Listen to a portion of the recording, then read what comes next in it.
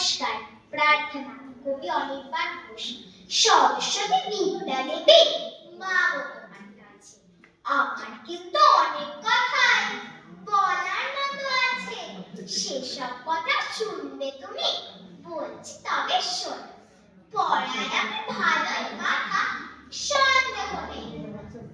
এই বছরের পরীক্ষা মাত্র দিলাম, একটা অঙ্ক ছেড়েছি, তাই বকবে অমন করে। মায়ের সে কি চেঁচাই শুনতে যদি তুমি। কেবল বলে আমার নাকি বেড়েছে দুষ্টুমি। দুষ্টুমিটা করবো কখন? আমার কত কাজ, ঠিক কিরকম ব্যস্ত থাকি, আছে কি আন্দাজ? জানো সাত সকালে মা ডেকে দেন বউকে, ঘুম কি অত সহজে যায়? লেগেই থাকে চোখে। তারপরে সে বিচ্ছিরি দুধ, বিচ্ছিরি বিস্কুট, হুড়মুড়িয়ে তৈরি হয় স্কুলে যাও ছুট। ফিরো বলি স্বস্তি আছে, ব্যস্ত সারাক্ষণ।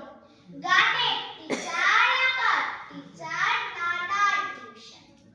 তোমায় কি আর বলবো মা গো, সবই তোমার জানা। এই করো না, ওই করো না, হাজার নিষেধ মানা। একটা কথা খুব গোপনে তোমায় বলি না, পরের জন্মে মা গো আমায় ভাঙিয়ে দিও পাখি। নমস্কার।